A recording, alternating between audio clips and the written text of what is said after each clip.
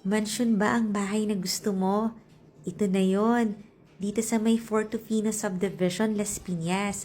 Malapit lang sa Daang Hari. At meron tong lot area na 436 square meters. Pagpasok, meron kagad ritong ground floor bedroom.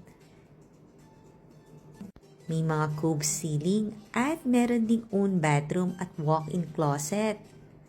Dahil nga 3-story house to, meron tong total floor area na 650 square meters. At ang lawak talaga nitong living room. May mga cube ceiling at accessible dito sa may covered lanay na may swimming pool.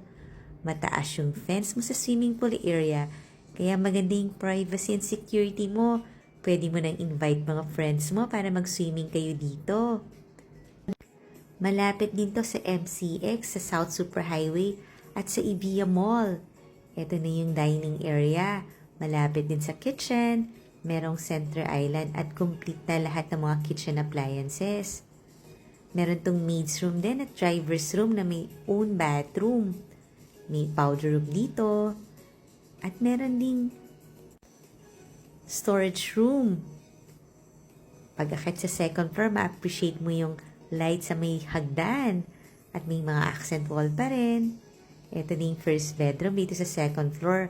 Mahogany yung kanyang flooring. At merong own bathroom. Meron ding walk-in closet. May open to below. At ito pa yung another bedrooms. Total of 4 bedrooms dito sa may second floor. Ayun yung main door. Meron ding family area. Ang luluwag talaga ng mga bedrooms. At itong bedroom na to, may own balcony. May walk-in closet din at malaking bathroom. Panoorin mo yung full house tour nito sa YouTube channel ng Home Search Philippines. Yung price and full details nasa comment section. Dito sa may description box.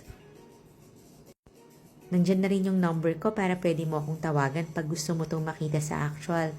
Mas ma-appreciate mo nga to pag nakita mo talaga kasi pulido ang pagkakagawa. Ito na yung bathroom dito sa master. As in super size din, kagaya ng walk-in closet. Meron pang bathtub. Follow for more ha, kasi dito mo makikita ang dream house mo. Marami tayong choices ng mga houses na pasok sa budget mo. Ito na yung third floor na napakalaki at may own bathroom at balcony.